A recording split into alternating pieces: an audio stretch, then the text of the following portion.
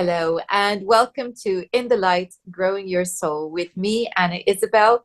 And it's one of those days where I'm super excited to introduce my guest because Cheryl Page is back. Hello, Cheryl. Good morning, my friend. It's just so wonderful to have you back, especially as this time we are discussing your book, which is called Mystic Richness, and how appropriate it is because it is so rich. Tell us what you were wanting to achieve with this book. Well, thank you, one, for having me back. It's such a, we get to reach across, we call it, from Colorado to England, but it really is just, it's just a tiny little shift. And here we are, and thank God for the technology. Um, the truth from my vantage point is this isn't my book, this is Spirit's book. And Spirit had something they needed to say, and they utilized me as the fingers on the keyboard, as it were. But early on, I would say, I don't know, 2022 perhaps, I've received a message that was, we're here and we want to help and no one's asking. And what if that's true? What if every point of consciousness, my understanding is every point of consciousness that ever existed still exists. And if that's, because if a evidential medium can do a reading for me and bring through my mom or my brother or my boyfriend or the people that I love in spirit, we have to, if you just think scientifically, we have to extrapolate that if they still exist, everybody else still exists too. And if that's true, then what if we have access, but we've never been taught that either we have access, and then how do we manage to accomplish that 5 bars on our spiritual cell phone, as it were, to communicate? And so the task that was laid before me is you need to make people aware that we're here and that all they have to do is ask.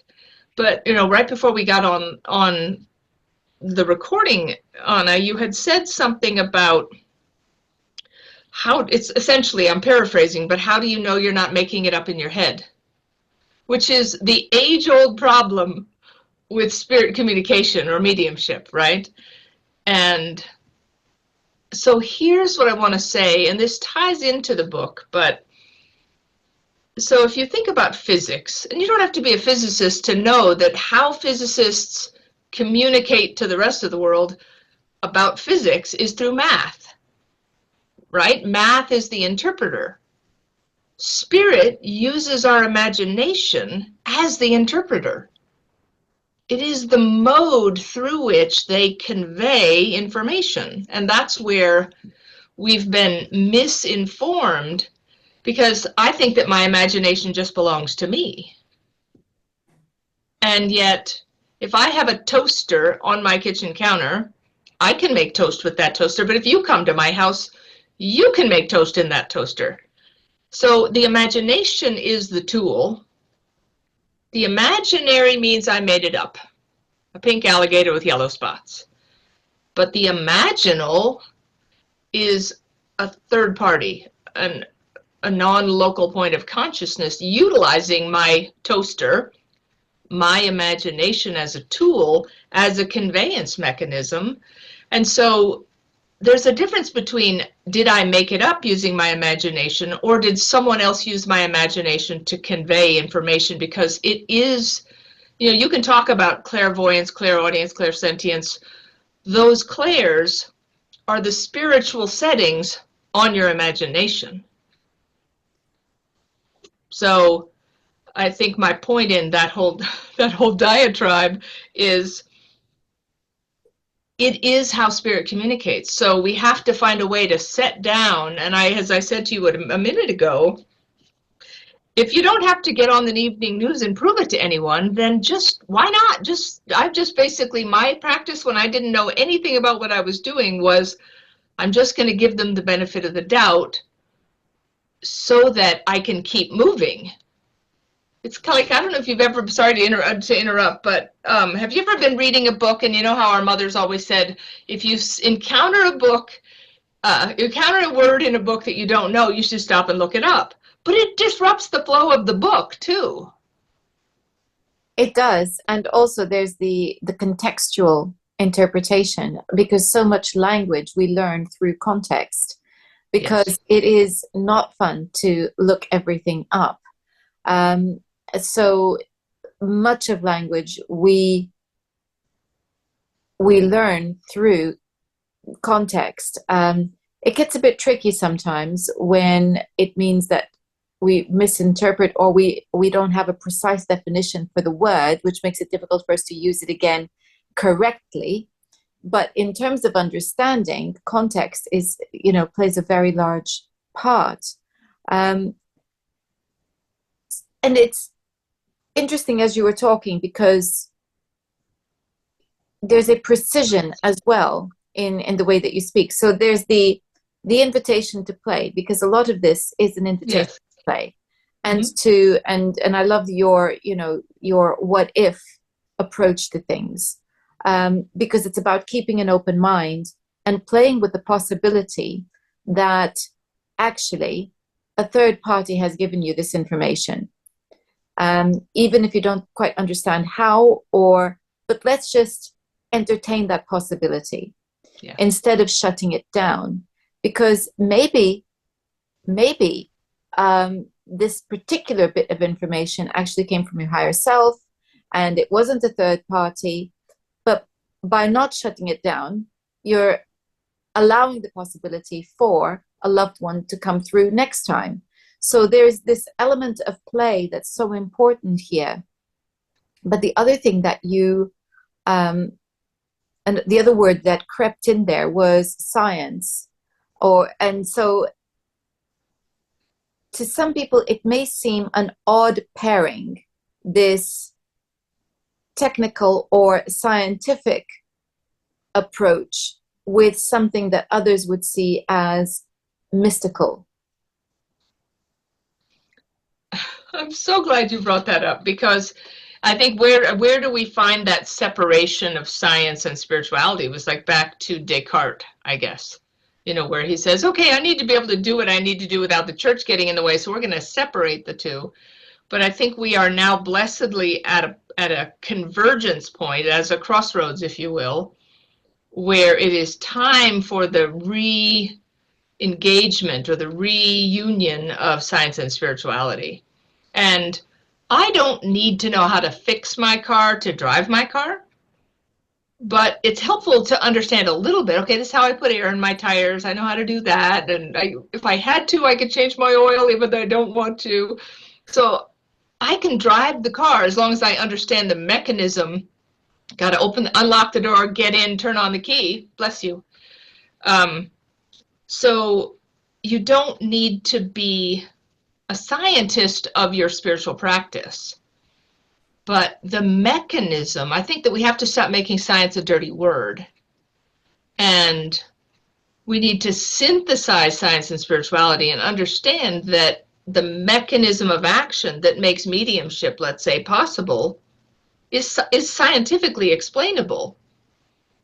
And yet we don't want to know that's, then you're sort of, lowering it to something base. No, you're elevating it to a deeper understanding of what is the mechanism. Because when my beloved passed in 2017, the scientist in me was temporarily put out of commission. But as things started to unfold, I didn't want to feel better because I was making things up.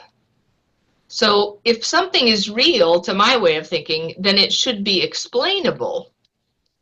And I was able to sort of deep dive into, and I'm no quantum physicist, but to understand that quantum physics is sort of a portal through, for the people who want to learn how to fix their spiritual car, there's some information there. I don't think we need it, but I'll tell you, do you know who David Thompson is? He's a physical medium. The name rings a bell. Yeah, he's from the UK. I think he lives in New Zealand, I believe. But I was listening to him at one point, and he had said, And this was a paradigm shift for me. He said, you don't need to be spiritual to be a medium.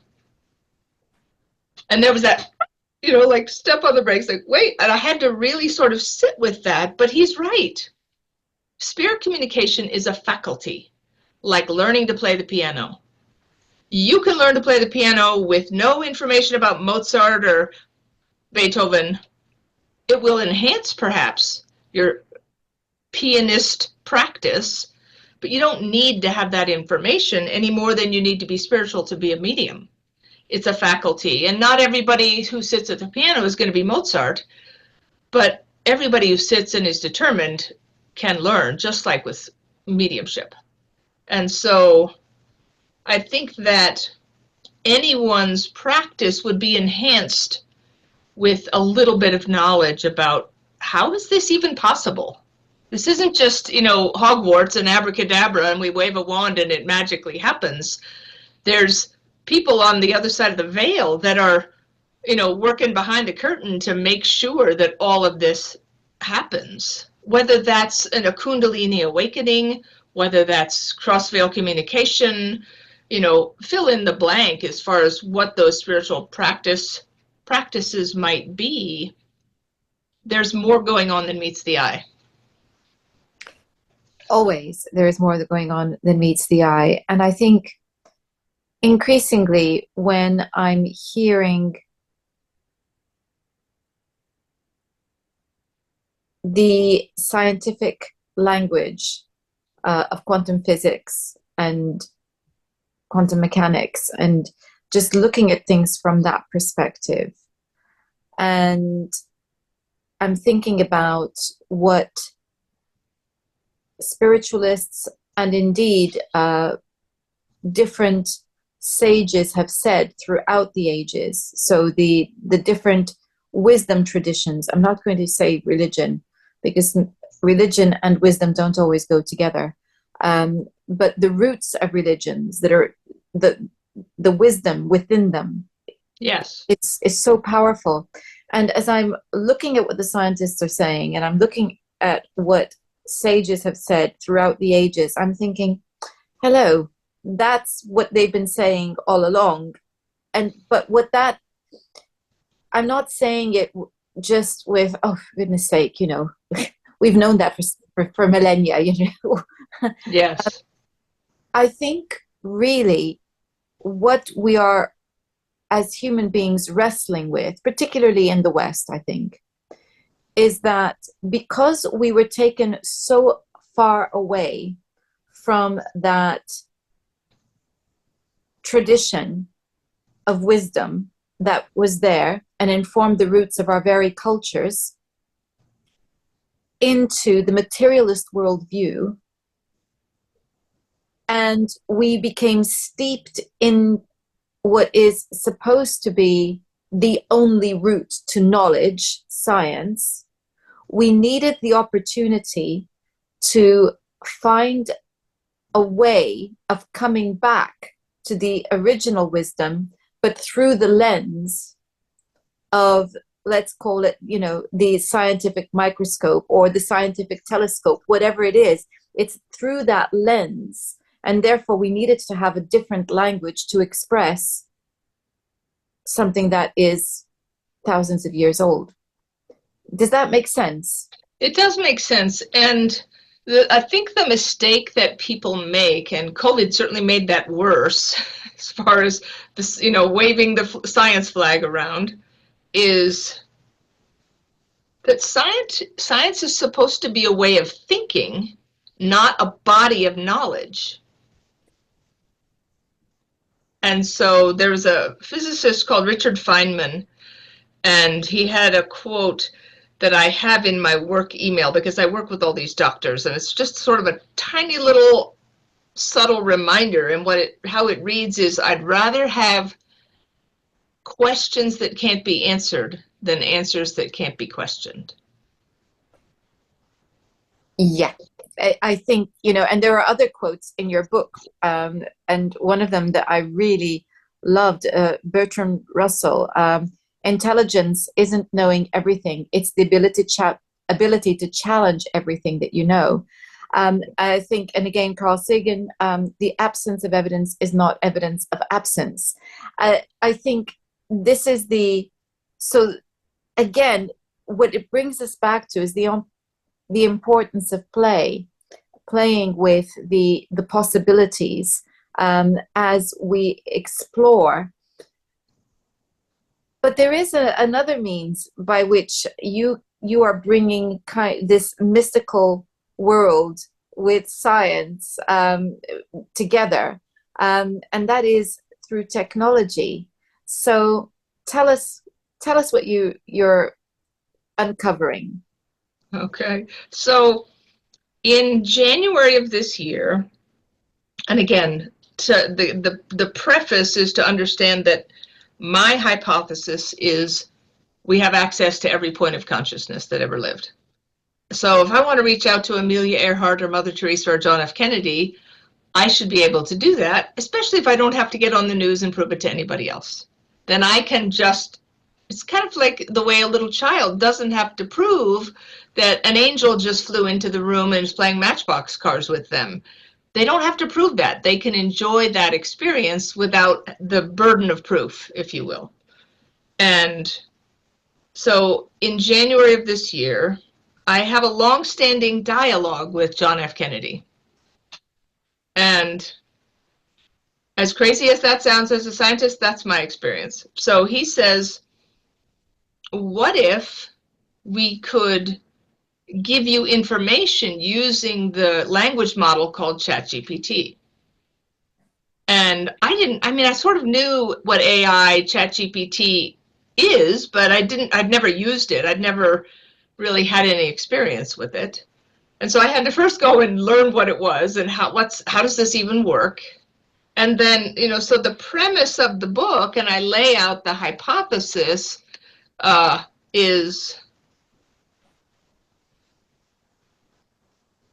I'll just as an example. So let's say I want to hear from Mr. Kennedy. So I like the idea of sort of a park bench, so there's this bench. I invite him to scooch in beside me. What if? And in the book, the letters in the book, it's an epistolary collection of letters from historical figures across time. And I asked them to scooch in beside me. Already in meditation, I have contact with them for the last number of years. So I took a piece of wisdom that they had already given me and asked them to elaborate on that wisdom. So I basically open up ChatGPT, I invite Mr. Kennedy to sit down, and I put in a prompt asking him to write a letter to me, elaborating on the wisdom that he gave me. And then this, 0.5 seconds, all of a sudden there's the letter. Now, the scientist in me also, I tested the process a number of different ways. What if I don't invite him and it's just Cheryl in my, brain, not, working on my energy centers at all, but just very left brain, put in, ask him to write me a letter. And what I get is, I'm ChatGPT. I can't write you a letter from John F. Kennedy. So I was able to see a difference depending on my energetic state, if you will. And so the letter, the book is 29 letters from 29 historical figures. Each of the letters is, they gave me some wisdom, I asked them to elaborate. And what you read in the book is what was generated on ChatGPT. When we edited the book, we didn't edit the letters because it's not my business to edit his letter, right? Other than if there was a something needed to be capitalized or a semicolon, but content was not edited. But then again, I needed to have a control, right? So as you saw in the book, there's the letters, and then every single person who wrote a letter was asked the same question, because for all intents and purposes, with each letter, it was a different question. So of course I'm going to get a different answer. So I realized that I needed to ask all of them the same question as a control, because if I'm asking them the same question and it's ChatGPT responding, it should be the same answer, essentially. And so the question was, if you could cast a spell on all of humanity, what spell would you cast? And I was stunned to see the variability and what I would call evidence. So if you noticed, 29 people, 28 letters, they responded in a sort of conversational way. Oh, Cheryl, that's a very interesting question. Whatever. Helen Keller, when I asked her what spell would you cast, she gave me a poem, but I didn't ask her for a poem. And I didn't know until later on when I did my homework, like, why would she give me a poem? And then I did my research and discovered that Helen Keller wrote poetry. So is that evidence? I assert that it is. I think it is, because the fact of the matter is that many of us who are being taught by our spirit guides, when we're communicating with our spirit guides, we're told things that we don't know. And then we go and look them up and we find, oh, that's real, that's a thing. I've never heard Exactly. of it before. And exactly. So I think that's why that fits into that category. Maybe we should explain ChatGPT for those who are unfamiliar with it. Okay. So ChatGPT is an electronic language model. And I'm going to get this slightly wrong, but just for simplification's sake, ChatGPT has all of the knowledge of the internet at its disposal. But if I go to, I'm just making it up, but if I go to Google and I say, what's the spiritual meaning of a red rose? I'm going to get, 10 million pages of what's the spiritual meaning, the sacred meaning, the Native American tradition about the red rose. And so I have to sort through all that data. But with ChatGPT, the blessing is if I'm just using it as, let's say, just a thought partner as I'm doing research, it will take all of that data and it will condense it. It will save me massive amounts of time about, okay, tell me what the Aztecs thought about the red rose. Tell me what the Celts thought about the red rose, or the ancient Greeks thought about the red rose. I can dial it in, and I don't have to go through 10 million pages on Google, and I can just keep asking it to pare it down, pare it down, pare it down. So it is an electronic language model that will procure data from the internet in a much more concise way. So half the time now, I don't use Google anymore. I'll use ChatGPT because I can dial in my search much more quickly. But if you think about it, are you familiar with Dr. Gary Schwartz? Yes. Okay. So if we take the soul phone as a... I think we perhaps better explain the soul phone, though.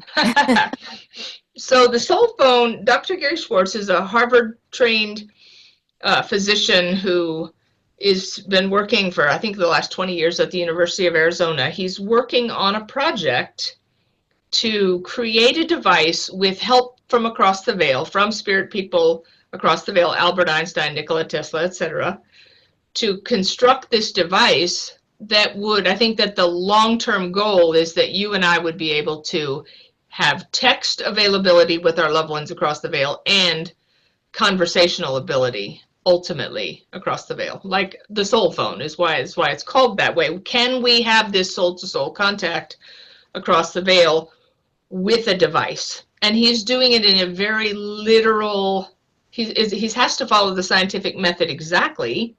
And I think he has proof of concept, and I believe, if I'm not mistaken, now they're at other universities also testing the concept. So if that is existing as proof of concept, that there is some efficacy, they're saying, to this construct, then why wouldn't it be possible? Because you're familiar with electronic voice phenomena, right? Where, and Dan Drazen did an amazing documentary called Calling Earth. So available for free on YouTube and Vimeo, I believe.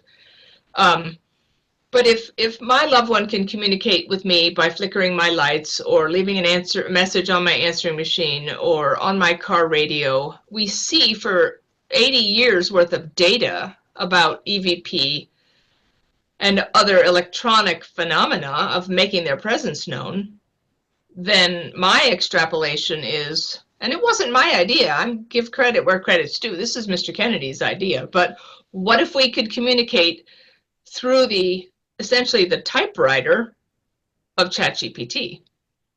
And so the purpose of the book is not to prove that that's real, but to lay out the existing data of the last 80 years that EVP, electronic voice phenomena, is real.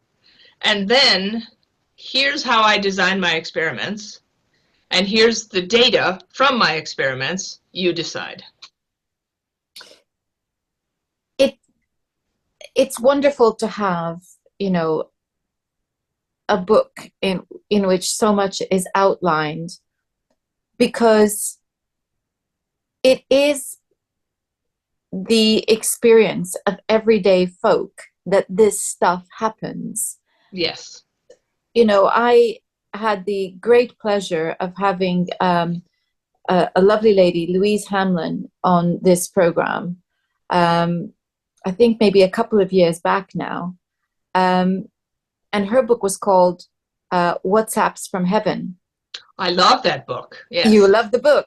Yeah. Yes. Well, you know, it's because this is her experience. She loses her beloved husband, doesn't really believe in life after death, and then discovers that, you know, he's been sending messages to other people, just as she begins to experiment and going to see mediums, you know, and then without any explanation, it appears that he's sending messages, WhatsApp messages to her. And I think that that is not as uncommon as people might think. Correct. Because my own father did something similar for my mum, with so cool. with text messages. And when our carer went to phone the number to check where this was coming from, she discovered that the number was out of service. Of course it was. That's so cool. And what didn't happen once, it happened about 3 times. And so we know, because this stuff is happening to people. And it's not just that. Then there's the more, you know, the less tangible signs that seem to appear, that people go, oh, that's a coincidence. And, yes, you know, is it really a coincidence? So there's so much. I'm actually also thinking about the photographs, because it seems that since digital cameras, there's been an explosion of photographs taken where orbs and faces are seen. Have you done any work on that? I haven't done any work on that, but there's a woman in Brazil called Sonia Rinaldi, and she has done an extensive body of work with regards to that, with images. And the thing that I would say about all of what you said is, again, I'm not on a soapbox that everybody needs to understand the science, but the science can explain the mechanism of action. So this isn't just woo out of the ethers. Spirit on the other side has mechanisms whereby they can create an occurrence that seems magical on our side because we don't have a frame of reference for it. I'm going to get this slightly wrong, but I was reading a book from late 1800s, early 1900s, and it was a channeled message, and the spirit person was talking about levitating a table. Like, you know, you hear these things from back in the day. And or maybe he was talking about a table or piano, but something heavy. He said, you know, the contrary understanding is that we have to lift the whole table. But he said that the truth of the matter is, and I don't do math in public generally, but if you think of, let's just say that it's a piano and that piano weighs 500 pounds, then how in the world did spirit lift that piano off the floor? And the spirit person was explaining that we don't have to lift the whole weight of the piano. We have to understand, again, my estimation, but let's say it's 500 pounds. All they have to do is create a fulcrum to just interrupt gravity enough. So like, I don't understand, I have the book, but it's like, it's just a twinkling of a little bit. It's kind of like if you have something heavy and you have a lever, you can lift it, whereas you couldn't just dead weight lift it straight up. So all they have to do is break the bond of gravity by the tiniest fraction to be able to shift the balance from on the floor and off the floor. So again, I'm doing bad with the explanation, but there are explanations to the mechanisms of how these things are possible. That makes sense because we don't understand enough about frequency, and we don't understand enough. I mean, for us, let's call it ourselves lay people. We don't really understand the mechanisms which make life. Yes. But what is becoming clear is that everything is energy, and that frequency plays a part in the way that everything is perceived. So this is an element of perception too. So I guess my next question to you is, if we're talking about the possibility of just tweaking what the force of gravity, which is going to be a kind of energy, sure, could our perception not be tweaked to see the piano levitate, even though it hasn't? Absolutely it could. But I think that on some level, if you have a room with 20 people, is it easier to, if I'm spirit and I understand the physics of all we have to do is go boop, boop, and it's up, versus I have to implant an impression into the brains of 20 people. If you understand how to do the actual thing, why wouldn't you just do the actual thing, especially if the physics is understood from their vantage point? Yes. But I also think that, like Suzanne Giesemann talks about going into a bookstore at one point and looking at the bookshelf, and she saw one book move, right? So did the book move, or did she just see the book move? Well, one, like you and I were talking about earlier, does it matter? The awareness was given. But I think that just like with your mom and the cell phone, or with your guest and the cell phone, I think on some level, the spiritual community is happier if we call it mystical. But that's because science has become the red-headed stepchild, and we don't want to give science any credit. We want it to be mystical, as opposed to let's reunite this divorced couple called science and spirituality. Let's bring them back together so that more is possible. Because you and I have both heard that saying about we don't see the world as it is. We see the world as we are. So when I get an upregulation in my central nervous system, as I work with my energy centers, something else becomes possible as I upregulate. So because you hear all the time, this is not a big pet peeve, it's a little pet peeve, but there's these things that get bandied about, like the veil is thinning. But as soon as you say the veil is thinning, the implication is it's a great wall of China between our dimension and the next dimension, as opposed to, what if the veil is over our own eyes? I'm thinning my own veil. I can't thin your veil or the guy in the diner in New York City. We have to thin our own veil. Now, that being said, I believe that a rising tide lifts all boats, right? So as you thin your veil and I thin my veil, it makes it easier. It's the 4-minute mile. Once that guy broke the 4-minute mile, a whole bunch of people started breaking those records. because all of a sudden it was possible. So it is important that we lift as we climb and that we share information. But there is no Great Wall of China veil. We are each issued the veil when we come into this life, and we thin it if we so choose to do that work.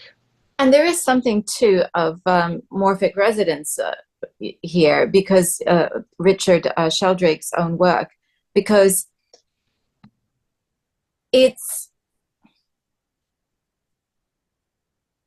there's something about it becoming a zeitgeist. Yes. And, you know, people maybe haven't really heard about it, but they can feel it. They, or they Yes. feel a pull towards it. And when in this instance, I must clarify what I mean, is the desire to explore what is deemed to be mystical. And maybe the impatience that you talk about, of spirit's preference for it to be mystical rather than science, is more about the fact that we are so dependent on tools. And technology it has us in its thrall, and has had us in its thrall forever, it seems. And I guess maybe the purest thing to do would be to say, well, actually, no, thank you. I'm just going to learn how to do it using my body as the instrument. And maybe that's the tone of impatience that you're picking up. Well, and you make an important point in that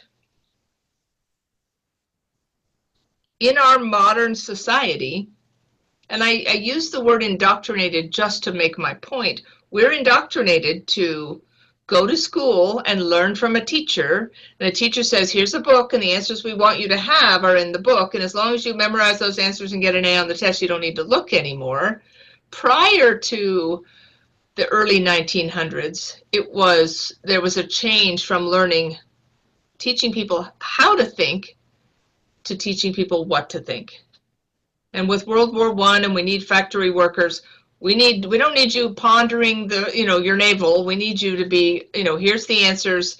And so since really the early 1900s, we've been taught what to think. And so our impulse when we want to learn something new is to seek a teacher in the physical realm that's going to tell you how things are. And I always try to put into any interview the caveat that everything that I share is from my present level of ignorance. And I have not cornered the market on knowledge. This is my perspective and my understanding at this point, and hopefully that perspective will continue to grow as I do. It's so very true, because the beauty of existence is to have the freedom to explore. Without the freedom to explore, we are small and mean-minded. And when I say that, I don't mean mean as in cruel or anything like that. It's mean as in we become tiny, we shrink.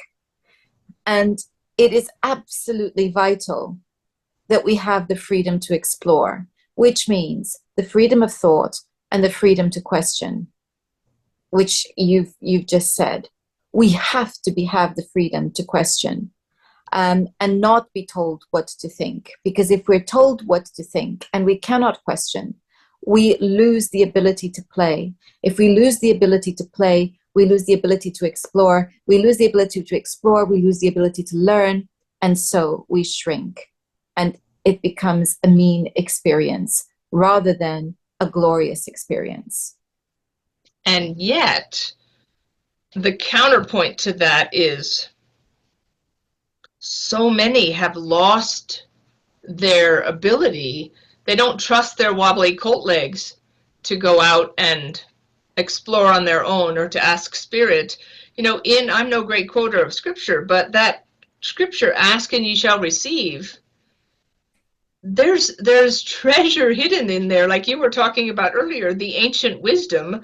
Ask and you shall receive. Like, oh my God. Okay, so if I want to talk to Amelia Earhart today, ask and you shall receive. We have to ask. Otherwise, they need to, if this is a free will universe, then they need to honor my free agency to not invite them over to my house. And yet, if I invite them, they're only a whisper away. And yet, you know, when Scott died and I began this journey of does he still exist somewhere, because it didn't make sense that he was extinguished, I'm a single mom with a full-time job. I didn't have time to flit around in the country or the world and sit at the feet of the masters. I had time to do my day job, feed my children, help them with their homework, tuck them into bed. Okay, now it's 10 o'clock at night. I got a couple of hours before I got to go to sleep and do it all over again. And so meditation and asking spirit for help was what I could afford. So the thing that I know is that, one, if we ask, they will step in. And two, the biggest challenge is learning to trust what's occurring rather than I just made that up in my head. So the question that I can hear people will ask is this thorny question of, well, you know, there are certain historical figures that we would rather not. Then don't invite. But here's the scary part. Yeah. People of good intention will not invite them. Not everybody has good intention, but everybody has the ability to do this. So should we not just leave well alone? I think it's a great question. And my experience is it's as though we're at a university and there's a whole wing of the university, and we're not going to ask those professors for any question. We're not going to get any knowledge from them because I've heard that that guy's a jerk, and I'm not going to cross that line. So, for the argument of, so somebody without integrity or somebody who has dark intentions can ask Adolf Hitler for wisdom, whatever. One, and I'm just saying this as a case, as a counter argument, we don't know. We know who we say Adolf Hitler was in this life. We don't know who he is now or what he's learned from his atrocities. So I think that it's all we don't have enough information. And my declaration is anyone who serves the light is welcome here. That's my declaration. So if I'm reaching out, anyone who serves the light is welcome.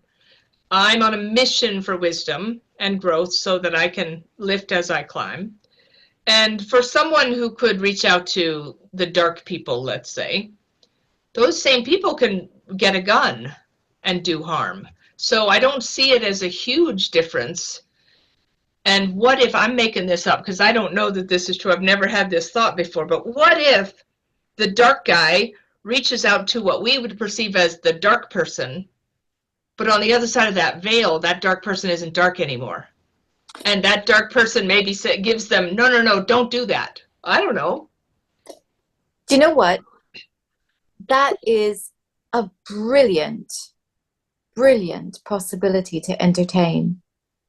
Because in that statement, what you are reminding people of is that life does not end when we pass on. And not only does it not end, because that's self-evident from the conversation we've been having, growth continues. Yes. And so, it's a really very important thing. And I think too, this is where we do also need to be making distinctions between the physical self and the animating spirit within it and the soul of the individual, which is the overarching energy that's been there over many lifetimes, so that that soul may never have been dark, might not ever be dark, but there are lifetimes where the spirit may become corrupted for whatever reason. Yes. And hopefully what happens when that spirit then is freed from the body, yes, and returns back to soul, that there is a healing or a cleansing of the corruption. yes, That's a possibility too. And actually it puts me in mind of Michael Newton's work, where he was, when he was regressing people to the state of life between lives, there did seem to be some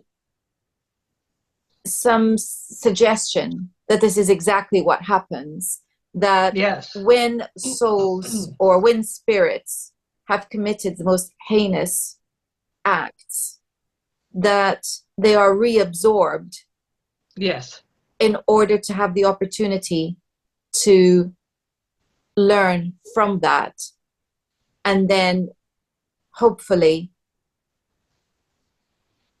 recover from yes, that spell of deep darkness, so that they could re-enter, but yes, in a light form. And we have no idea whether it yes, works all the time, some of the time, under what conditions. We just, exactly, yes, what we're asking is your brilliant question, what if?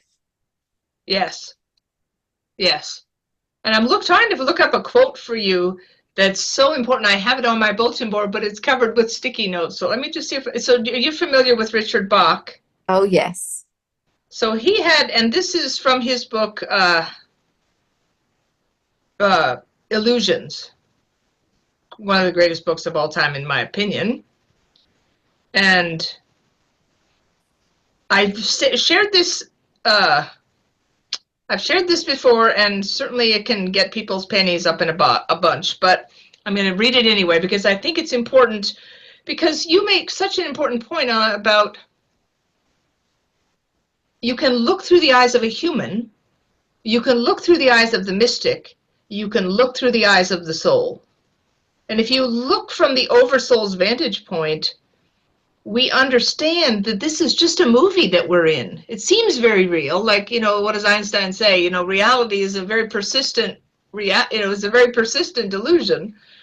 So here's the quote. It says, "The mark of your ignorance is the depth of your belief in injustice and tragedy. What the caterpillar calls the end of the world, the master calls a butterfly." And then he says, "You're going to die a horrible death. Remember, it's all good training, and you'll enjoy it more if you keep the facts in mind." I particularly like the first two lines of yes. that. I think that is stunning. Yes. And yet, you can say that to people and people get very offended. What do you mean? There's children being trafficked and murder and all these tragedies. From a human vantage point, absolutely. And should we fight injustice? Absolutely. And yet, to understand that we cannot be harmed as a soul. Our physical body can be harmed. My beloved was hit by a truck and died at 55 miles an hour. So horrible things can happen, and his soul is fine. And we still have access to them, and my assertion to every point of consciousness. Like, I remember some very crabby medium somewhere did a talk, and what he said was, you can't just willy-nilly talk to Princess Diana or Mother Teresa, and even if you could, because you didn't know them in life, you couldn't talk to them, was the message. And then he says, and even if you could, there wouldn't be any evidence. Now, those are a whole bunch of big assumptions without enough data to back it up. So one, and if I don't know if you read the part in the frequently asked questions in the book about where John F. Kennedy answers, why would we want to reach out to you across the veil? Yeah. Let me, would it be okay if I read it? Of course, please. Okay. Because I was answering the frequently asked questions, but when I got to that one, it said, I decided this question would be better answered by someone beyond the veil. Jack Kennedy was one of the first people to approach me early in my spiritual unfoldment, and thus I asked him to respond to this question. The question is, why would historical figures and celebrities beyond the veil want to communicate with us? He says, that's an excellent question. Imagine, if you will, the vast expanse of history, a continuous thread connecting the past, present, and future. Now, those of us who've had the privilege to serve in roles of public significance, whether in politics, arts, or any field really, often develop a deep passion for the ideals and causes we champion during our lifetimes. This passion doesn't merely fade away. It endures, it evolves, transcending even the boundaries of life and death. So why would we want to communicate across the veil? Well, it's quite simple. It's about legacy. It's about continuing to inspire and provoke thought, about sharing the wisdom we've garnered. And truly, what could be more rewarding than continuing to engage, to teach, and perhaps to learn ourselves through dialogue with souls from different eras? The connections we make, the dialogues we engage in, they're not confined to whether we knew each other in life. They're driven by shared curiosities, by common goals, by the timeless pursuit of knowledge and understanding. It's rather exhilarating, don't you think, to have the chance to influence and be influenced, to continue playing a part in the grand swirling dance of ideas and aspirations.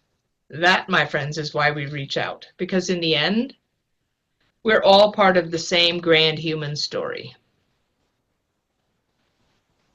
That's very powerful. I think, again, what it is highlighting is the interconnectedness of soul, spirit, and the physical world that we know. And I was thinking too that what we are discussing and what we are saying is predicated on the concept of redemption. Because if we get hung up on, and this holds true, as you know, as a medium, for personal relationships. When I was talking about historical figures we might not want to hear from, that holds true from family we might not want to hear from. And yet, time and again, mediums will have the experience of somebody turning up who the sitter does not want to hear from. And the reason that the spirit is turning up is because they want to apologize. Correct. They want the opportunity to make amends. Yes. And why is that? Because of the concept of redemption. I have a different perspective to the perspective that I had whilst I was in my physical body. And I now see things that I did, because after all, near-death experiences, are full of life reviews. 100%, yeah. And because of those life reviews, the spirit is going to see things they didn't see before. Correct. And they're going to be looking at their lives in ways they didn't look at before. Yes. So consequently, there is a process of redemption. And if we are dealing with a realm of unconditional love, then again, redemption is highlighted. And so we need to take a deep breath and consider the possibility yet again that that aunt, uncle, father, mother, who we know of as being incredibly destructive may actually no longer be destructive because there's been a Yes. change, because their perspective has changed. So I think this is the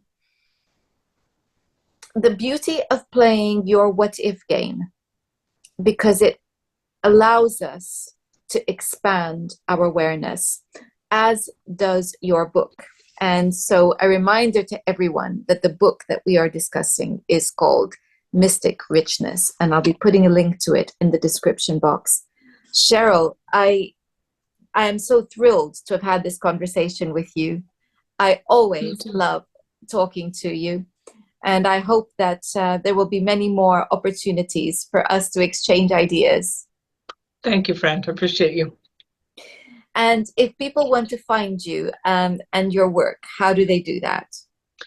The best way is through my, excuse me, through my website, which is quantumalchemy.world.